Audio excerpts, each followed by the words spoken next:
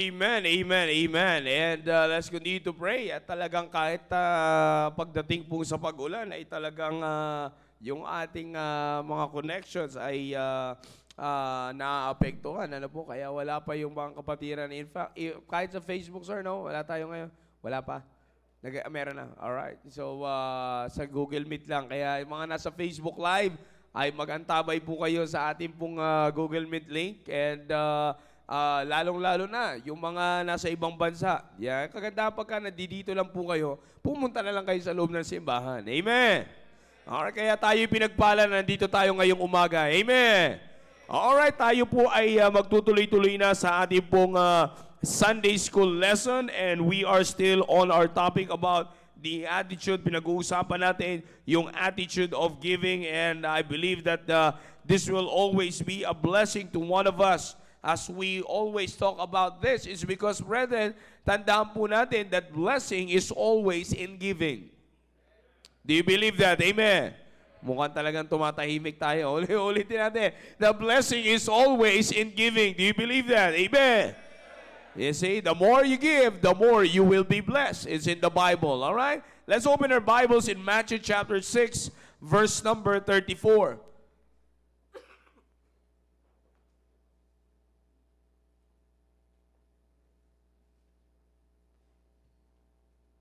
All right, Matthew chapter 6, verse number 34. Are you there? Amen. Are you there? Amen.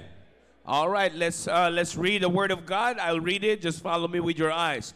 Matthew chapter 6, verse 34.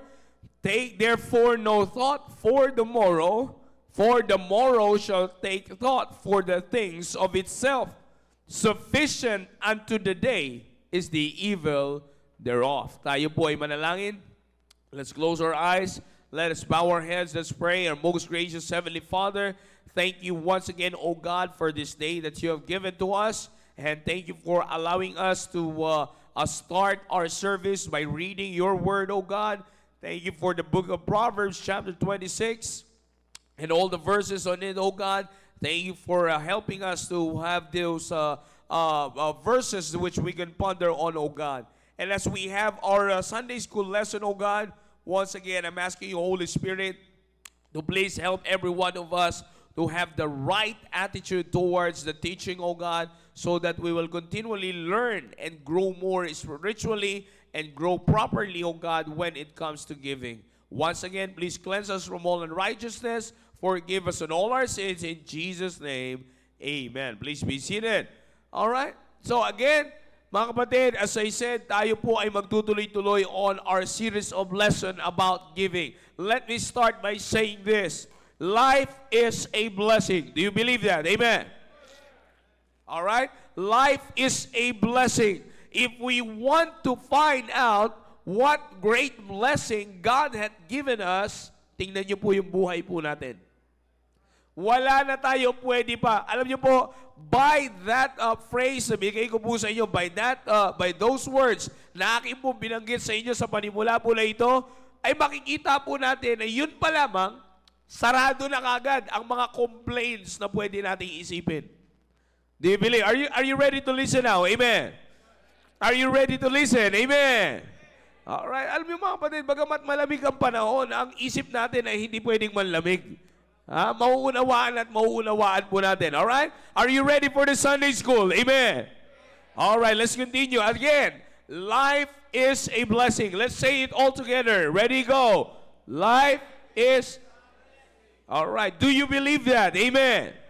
Amen. The reason why I started it by those words, it's because, sabi ko nga po, yun pa lang ang pag-uusapan natin, finish na. Yun pa lang ang pag-uusapan po natin, yun pa lang ang babanggitin natin, tanggal na lahat ng maaaring gawin natin or isipin natin na reklamo sa buhay. Bakit? Ultimong ang buhay po natin is already a great blessing from God. No money, no amount in this world can be an exchange for life. In fact, mga kapatid, ginagamit pa nga ang pera, nauunawaan na ito ng tao ngayon, kaya nga ginagamit po nila ang pera para pahabain ang buhay.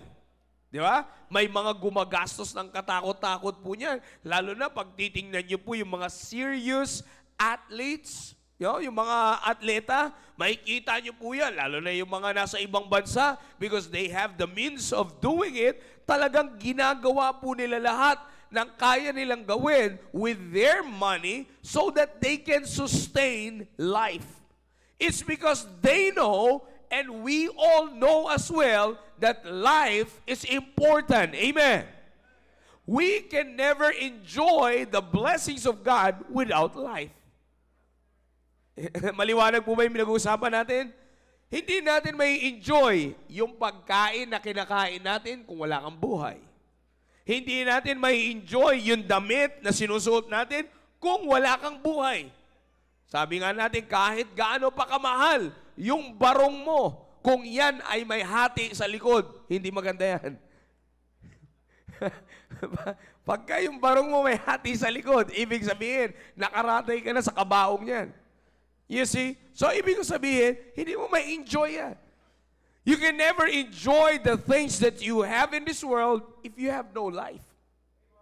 You see? Kaya ako po sinasabi yan, it's because, brethren, makikita po natin, with these things, mauunawaan po natin sa panimula po na ito, na ang nagbibigay ng pahirap sa buhay po natin, mga kapatid, is not primarily the things of this world. Ulitin ko po, no? Maganda maunawaan po natin yan. Let me put it this way. Ilagay po natin sa isipan natin that it is not what we have or the things that we do not have that gives struggles in our life. Alam niyo po, nagbibigay ng pabigat at pahirap sa buhay po natin, attitude. It's always the attitude. Kahit po anong sabihin po natin, mga kapatid, ang attitude pa rin natin ang nagpapahirap po sa atin. You see, if we're going, because tinan niyo po, mga kapatid, if we're going to live honestly and intellectually, we will be able to live a life sufficiently. Kung mamumuhay tayo honestly, mga kapatid, mamumuhay tayo with honesty, at mamumuhay tayo intellectually, kaya nating mamuhay sa buhay na ito ng sufisyente. Do you believe that? Amen. You see, now, we can never deny the fact, brethren, that the things which are needed are being provided by the Lord, and the only problem is we're just having a problem on thinking na tayo pa rin ay nagkukulang. You see, ano pong ibig ko sabihin? Again, let's be honest and let's be intellectual this morning. You see, hindi natin kayang itanggi ang isang katotohanan that everything that we needed, inuulit ko po, take note of that word, everything that we needed has already been provided. Do you believe that? Amen. You see, bakit? O, tinan niyo po ha, what are the basic needs? Nandiyan yung food, shelter, and clothing. Food, shelter, and clothing, brethren, basic needs. And these things has already been provided sa buhay po natin. Yes or no? Amen. Parang di kayo naniniwala is provided. Wala kayo ngayon dito kung wala kayong damit. You see, in fact, you have a lot of dresses, you have a lot of coats, you have a lot of shirts, marami tayo, you have a lot of clothes na meron pang etiketa. Meron pang branded. You see, maliban niya, sabi nila, hindi sir, ukay-ukay lang damit ko. Aba, huwag niyong nilalang ang ukay-ukay. Branded ang nasa ukay. Diba, dami kong may sa inyo. Alam niyo yan. Ang ukay-ukay ay branded. Hindi nga lang natin alam kung buhay pa yung may-ari o patay. You see? Pero lahat po yan ay branded. Ibig ko sabihin, mga kapatid, damit provided. Amen. Kaya nga tayo nandito ngayon, di ba? And not other than, Bahay na tinutuluyan, provided. Yes or no? Yes. Food, provided. Yes or no? Yes. Sobra-sobra pa nga eh. You see, kahapon nga lang, biyaya ng Panginoon, when we had our boodle fight here, actually, it's not a boodle fight because there's no fight in it. You see, ay talagang hindi na maubos ng usher at saka security yun ha. Puro lalaki yun. Hindi maubos yung pagkain. You see, dinamay na yung security ng Abu Bay para makain lang yung mga pagkain. You see, so it's been provided. So ano ngayon ang nagpapahirap sa tao? It's the attitude. It's the attitude that gives us the struggle. Bakit? Because as the basic needs are already provided, nagkakaroon ba tayo ng wants? Amen. At tahimik tayo bigla doon, ha? Everyone is guilty. Amen. Let's continue to learn. Yeah, pumapasok yung ating wants, mga kapatid. And that's the point of our lives na nagkakaroon po tayo ng struggle.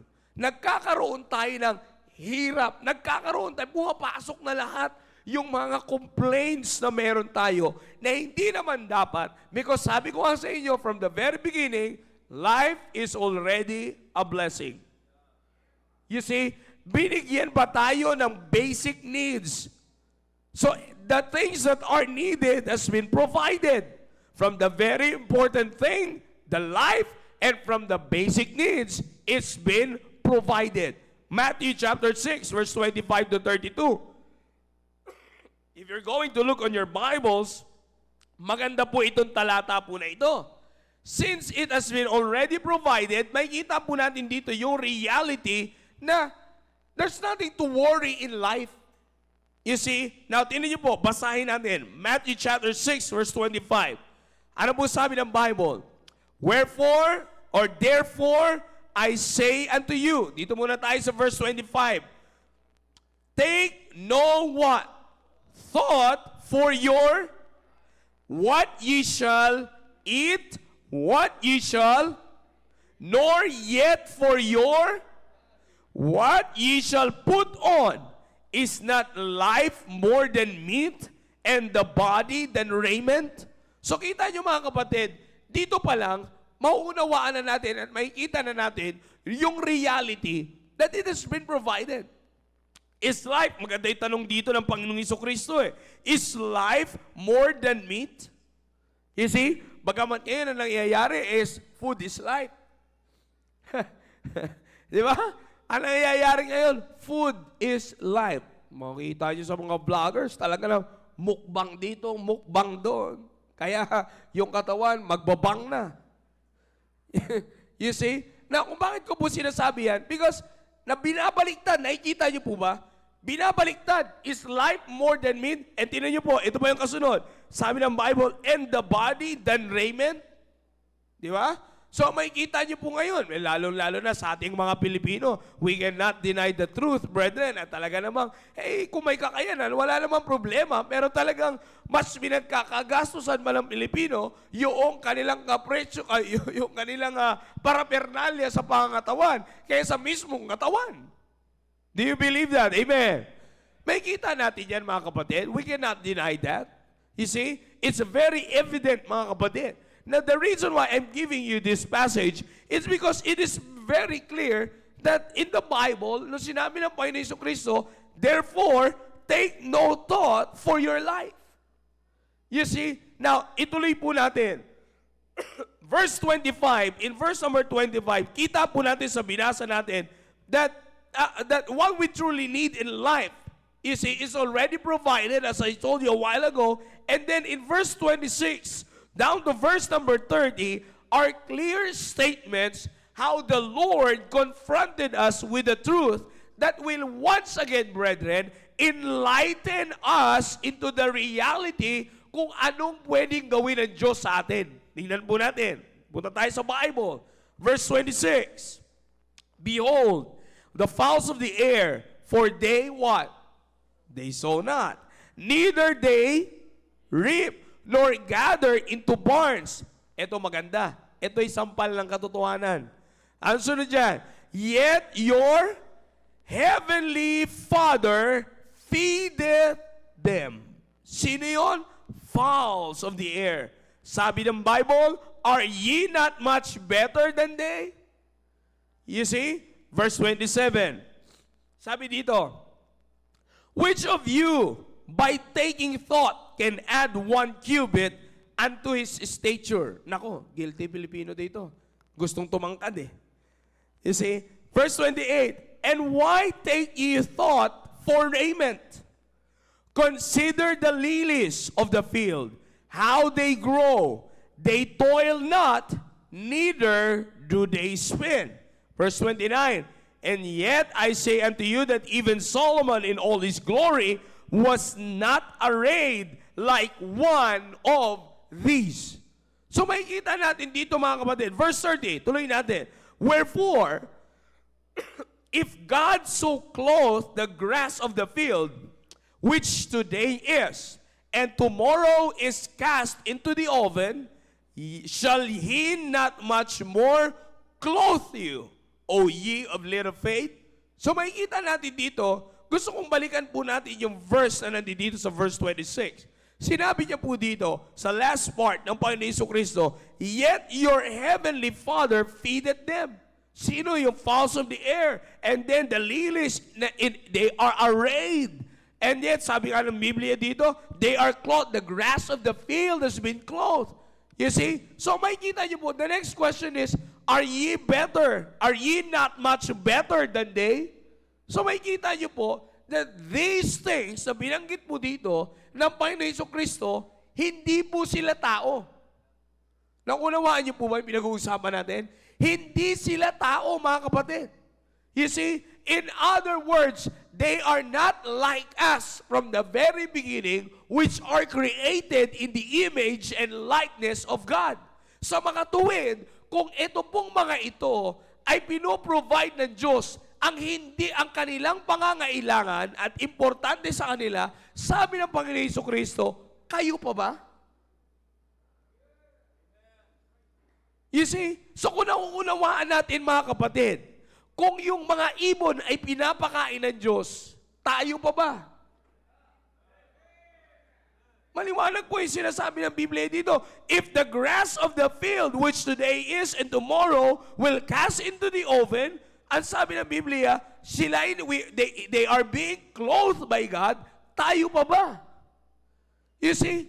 Tandaan po natin mga kapatid, kaya ko po pinapakita sa inyo ito, para makita natin yung katotohanan, mga kapatid, yung katotohanan ng kayang gawin sa atin ng Diyos.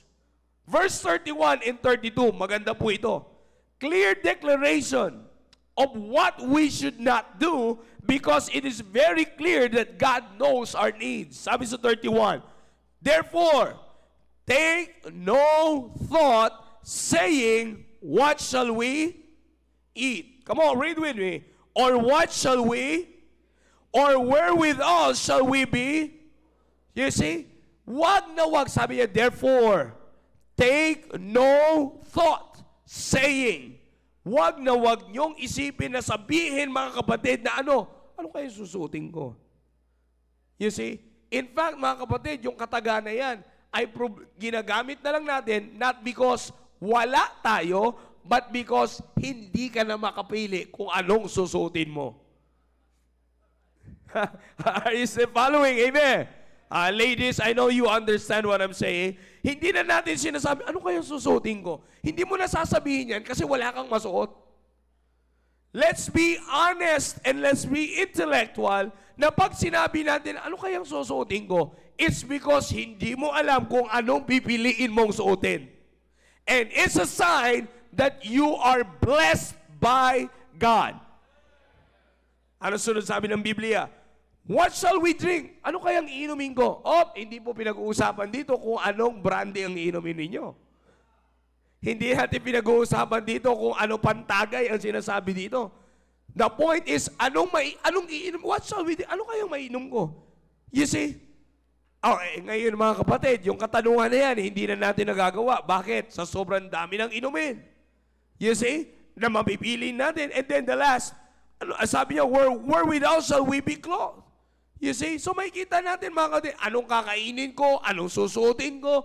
You see? Yung mga ganyang katanungan, lalo na pagdating sa pagkain. Sabi ko nga sa inyo kanina ganyan na yung mga nakikita natin sa social media.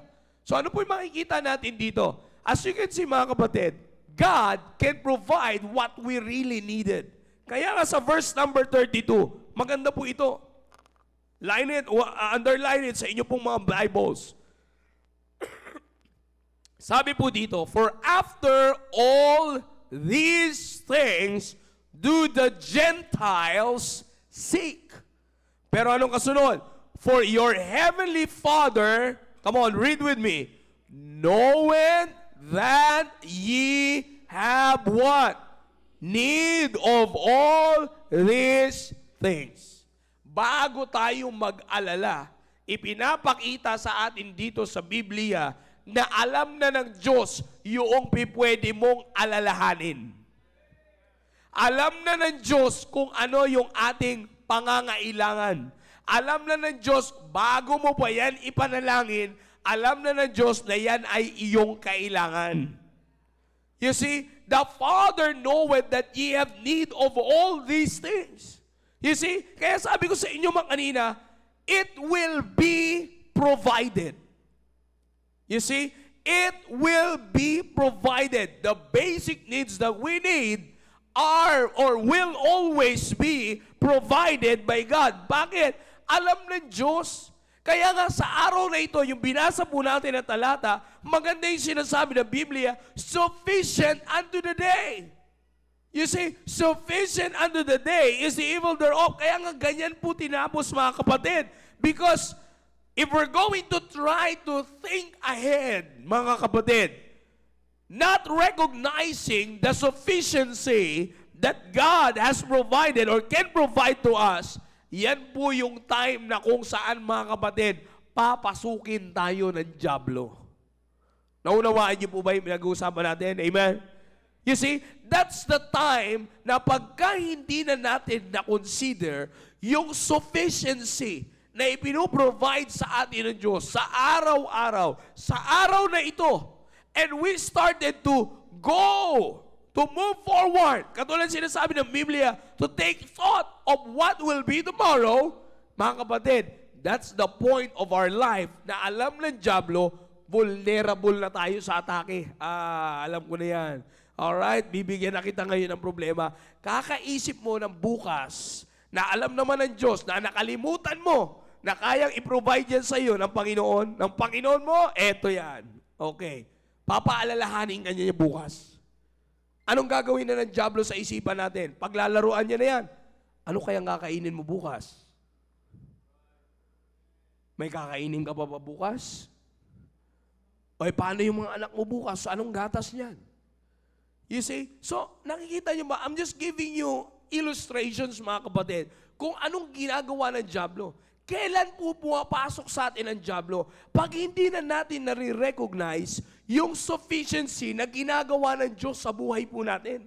Kaya nga po, anong nangyayari, mga kapatid? Pumapasok na ngayon yung worry natin. And hanggang sa pagpasok ng pag-aalala natin, nagkakasala na tayo sa Diyos, kaya yung ibinibigay sa atin ng Diyos ngayon, na pwede naman nating ibahagi na sa iba, ibahagi at ibigay na sa iba, mga kapatid. Ano ngayon na nangyayari? Imbis na maging blessing tayo, because God keeps on blessing us, na we withhold na natin yung pwedeng maging pagpapala sa iba.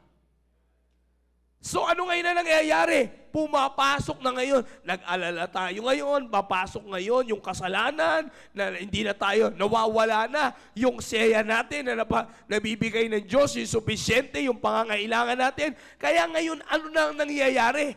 Pag nag-worry ka ngayon, papasok na yung kasalanan sa atin, pag-aalalahanin na tayo ng dyablo, pangungunahan na natin yung Diyos natin, kaya nga yung mga ibinibigay sa atin ng Diyos na pwede nating ibahagi, kinikip na natin pansarili natin. In other words, nakaka-develop tayo ng attitude of selfishness sa pamamagitan ng attitude of greediness. So ngayon, na-develop na yung attitude problem natin. Kaya ngayon, naging greedy na ngayon tayo. Imbis na pagpalain yung iba through us, hindi na natin na ibabahagi yung pagpapala ng Diyos sa kadahilanan na, ay hindi na, kasi paano yung bukas ko? Nagkakaintindihan po ba tayo? Natatahimik tayo mga kapatid? Nagkakaintindihan, binagpala ka na Diyos. Alright, ang umahala sa kakainin mo. God provided. You see, of course mga kapatid, huwag tayo mag-isip ng magic, ha? Hindi ko sinasabi na when God provided, in His own way mga kapatid, maaaring sabihin natin na, ito po, para mga sa critical thinking lang. Sa mga nag-iisip lang ng medyo critical ng pag-iisip. You see, ano po ibig ko sabihin? Huwag tayo mag-isip na Panginoon, bigyan niyo po ako ng pagkain. Amen. Pag dilat mo, boom, nandiyan na kagad. Pambihira, lechong kawali.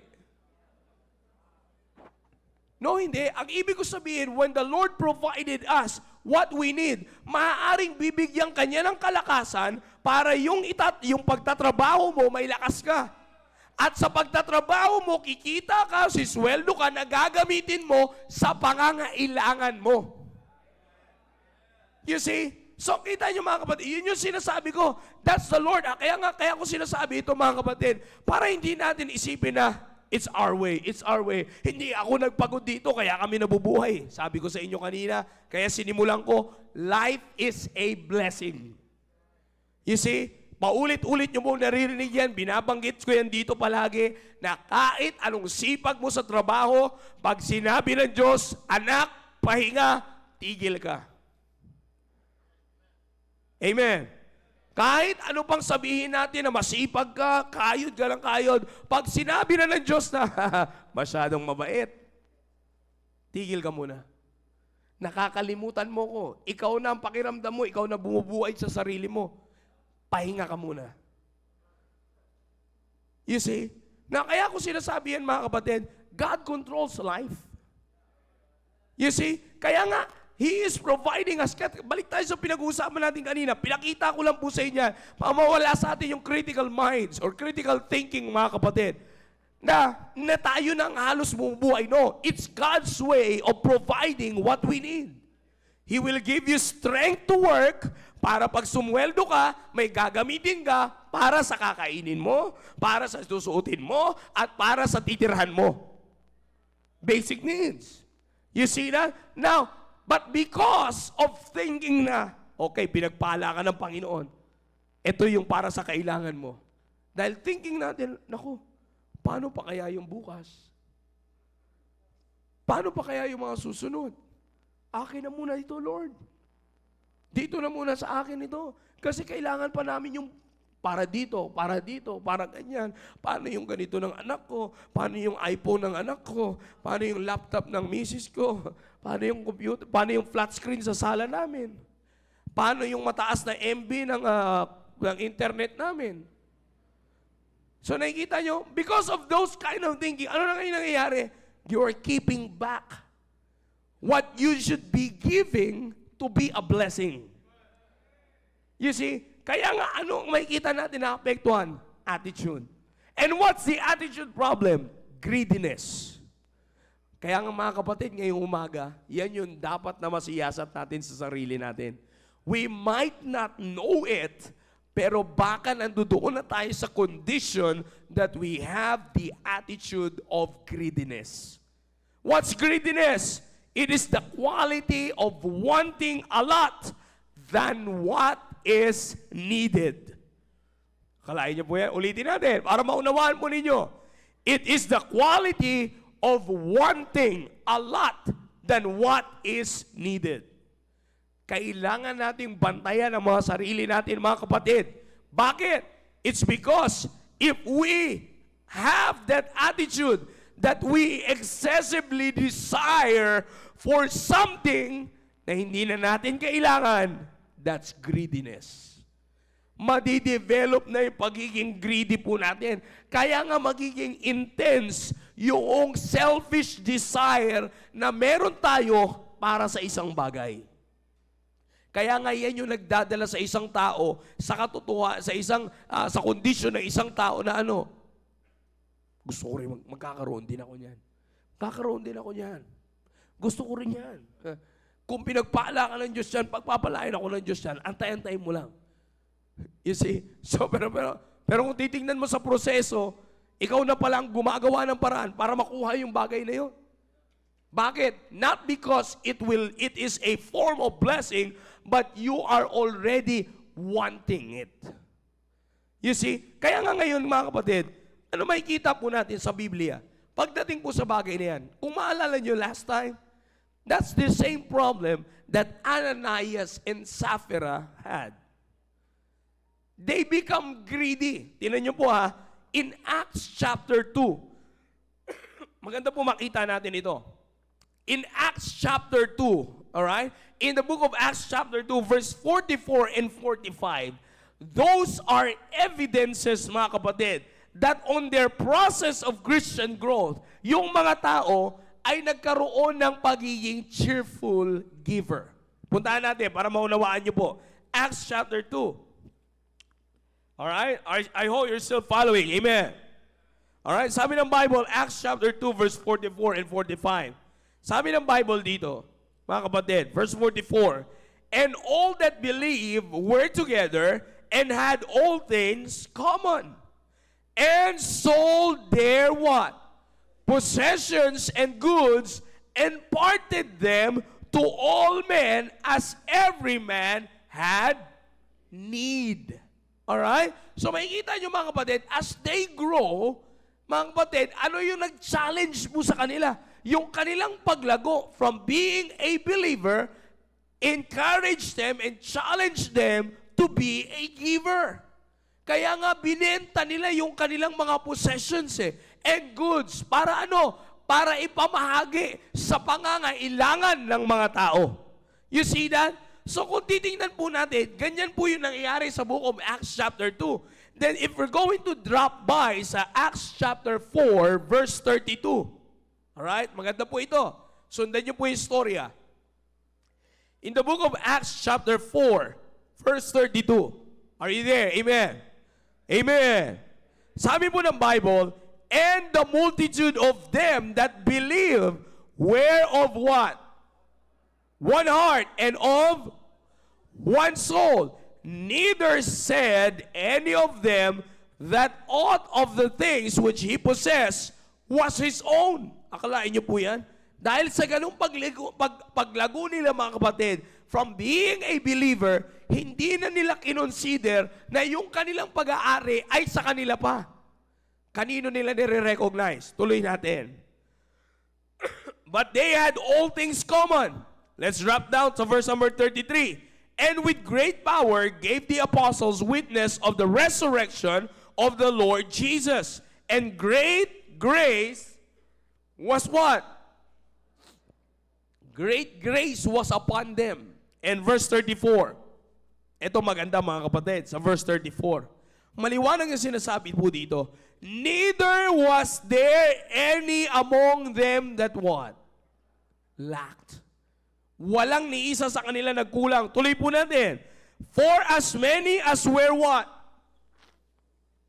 Possessors of lands or houses, sold them and brought the prices of the things that were sold and laid them down at the apostles' feet, and distribution was made unto every man according as he had need. So maliwanag ito mga kapatid. Dahil sa bunga ng banal na Espiritu sa kanila, nakita niyo po anong pagiging giver na mold sila into a different kind of giver. Nagkaroon sila ng kasiyahan na iisa ang kanilang puso. Iisa sila sa pagbigay, mga kapatid, by selling their possessions and what? Part to them as every man had need. In fact, verse 36, may isang tao pong binanggit.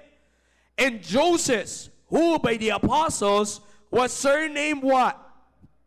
Barnabas, which being interpreted the son of consolation, a Levite, and of the country of Cyprus, having land, sold it, and brought the money, and laid it at the what?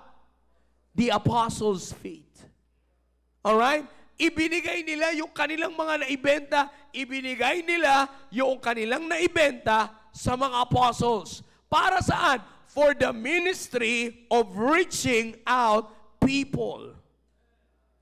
Nakuha niyo ba yung pinag-uusapan natin, mga kapatid? It's for the ministry para ma-impart sa mga tao pang nangangailangan yung kanilang pangangailangan.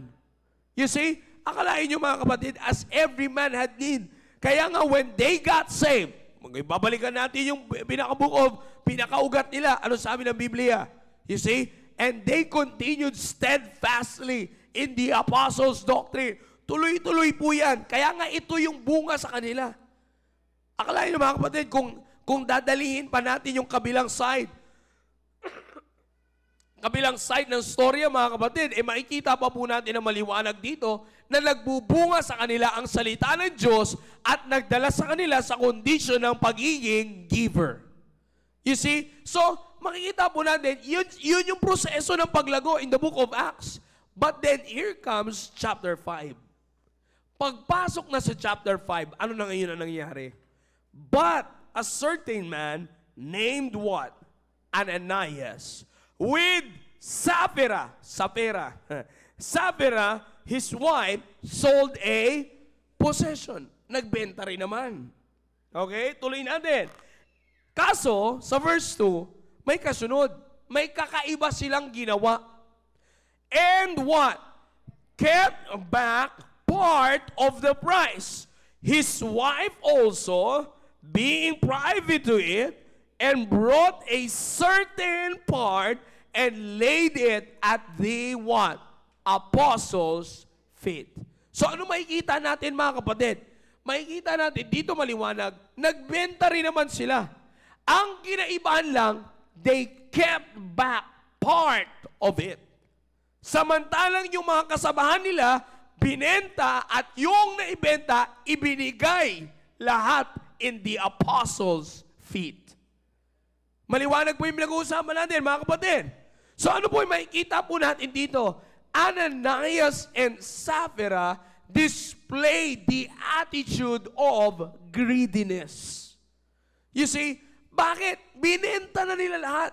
You see, instead of being moved by the Holy Spirit's conviction, ano na nangyari? They lied to the Holy Ghost. Maliwanag yung sinabi ng Biblia. Tuloy natin, binabasa po natin sa verse number 3. But Peter said, Ananias, why hath Satan filled thine heart? Pause muna tayo dyan. Kailan pumasok kay Ananias? Kailan sinabi, mga kapatid, anong pangyayari sa buhay nila na pinasok ng dyablo yung kanilang puso? When they kept back part of what they should give. Nagkakaunawaan po ba tayo? Maliwanag ba yung pinag-uusapan natin? Mga kapatid, Satan filled their heart when they kept back part of it. Na nagtulak sa kanila na ano? To lie to the Holy Ghost. Maliwanag, basahin natin, verse 3, kompletuhin natin.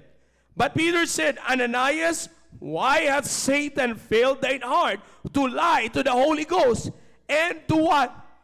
Keep back what? Part of the price of the land. Akalain niyo po yan? Sabi dito, pinakita sa kanila, verse number 5 na po tayo. Drop down verse number 5. And Ananias, hearing these words, what? Fell down and gave up the ghost. And great fear came on all them that heard these things. Hindi dyan natapos. Pagbaba sa verse number 7, and it was about the space of what? 3 hours. After 3 hours, mga kapatid, when his wife, not knowing what done, came in, Peter answered and said, tell me whether ye sold the land for so much. And ye said, yeah, for so much. Aba, sumasagot. Sumasagot. Proud pa. Yeah, for so much. Verse number 9. Then Peter said unto her, how is it that ye have agreed together to tempt the Spirit of the Lord? Akalain niyo yan, mga kapatid? You see? Maingat po tayo dyan. To tempt the Spirit of the Lord. Behold, the feet of them which have buried thy husband are at the door, and shall carry thee out. Verse 10, then fell she down straightway at his feet, and yielded up the ghost. And young men came in and found her dead, and carrying her forth, buried her by her husband. Akalain nyo mga kapatid, anong makikita po natin dito? Bago po tayo magtapos, Ananias and Sapphira both lied to God. Nagsinungaling sila sa Diyos. Mga kapatid, let me remind you, before I continue this, nagsinungaling sila sa Diyos. Paano sila nakapagsinungaling sa Diyos when Satan filled their heart? How is it that Satan filled their heart when they kept back part of what they ought to give? Kaya nga mga kapatid, pag tayo'y binigyan ng Diyos, nang pwede nating maging bahagi para maging pagpapala dahil tayo ay Kanya nang pinagpala. At yun ay kinip natin ang dapat nating ibigay. Ano mga kapatid ang nangyayari po? We are developing the attitude of greediness. Kaya nga mga kapatid, if Ananias and Sapphira both lied to God, dahil sa ganyang attitude, ano naman ang nangyayari sa ating mga Kristiyano ngayon? Ano ang reflection yan sa ating mga Kristiyano? Pag tayo'y pinagpapala ng Diyos, pag hindi po natin sineryoso ang attitude of greediness, we might not know that we're already developing it in our lives. Kaya minsan hindi tayo nakapagbigay ng tithes and offering natin, it's because we are thinking ahead of what we are needing. Because of our worrying na ay paano yung ganito? Ito na nga lang, naalala ko binanggit ni Sir Roy sa team preparation, ito na nga lang, ibibigay ko pa. Pero yung ginangalang mo na yon, behind the back of your head, young people, iniisip mo, ito na nga lang, pan-Starbucks na nga lang sana to. Siyempre, pinagpaguran. Banggit ni Sir Roy sa team prep kung nanonood kayo. Ano sabi niya? Ito na nga lang, sana, pampa-enjoy ko na nga lang sana sarili ko to. Babawas ko pa sa offering. Imbis na maging pagpapala tayo, we're keeping it back. Alam niyo po kung saan nakaka-apekto yan pag hindi natin sineryoso? Balik tayo sa Book of Matthew. Dito ko po muna ito tatapusin, mga kapatid. Alam niyo po saan maganda po yan? Tingnan niyo po. Akala natin basta-basta po ito. Balik tayo sa Matthew chapter 6 verse 30. Wherefore, if God so clothe the grass of the field, which today is, and tomorrow is cast into the oven, shall He not much more clothe you, O ye of what? Little faith. Now, ngayon mga kapatid, kaya ko sinasabi po sa inyo yan, it's because of the reason. Ano pong nagiging translation nito sa buhay natin? Pag hindi rin natin binantayan ang attitude of greediness, that God has been already providing what we needed. You see? And it's because of our wants, we are keeping back what we ought to give so that we can be a blessing from God's blessing. Para maging blessing din sana tayo mula sa pagpapala ng Diyos. Pero dahil sa kinikip natin mga kapatid, nakakapag-develop tayo ng hindi magandang attitude na ano po yung nangyayari? Nakaka-apekto sa pananampalataya natin. Kala natin minsan, ganun-ganun lang yan. Last passage, bago ko makalimutan mga kapatid. Proverbs chapter 15. Second to the last passage.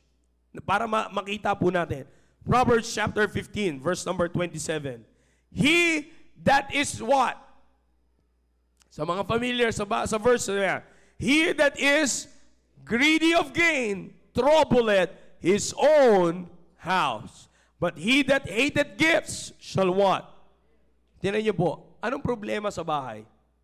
Dahil ba provided yung kailangan o dahil nagmamaktol yung anak kasi wala siyang magandang gadget? Anong trouble sa bahay? Dahil ba sa walang makain o dahil sa mahina ang internet connection? Anong trouble sa bahay? Dahil ba sa walang maisuot o dahil sa ayaw suotin yung pwedeng suotin? Siya sa atin natin maigi, anong trouble sa bahay? Maliwanag yung sinasabi ng Biblia, he that is greedy of gain. Kaya nga kakakuha natin, kaka-attempt natin na maabot yun. Kailangan gusto ko yung ganito. Kinikip back na natin yun. Dapat na ibigay mo sa Diyos para doon sa gain na gusto mo. Kaya ano ngayon nangyari? The house is troubled.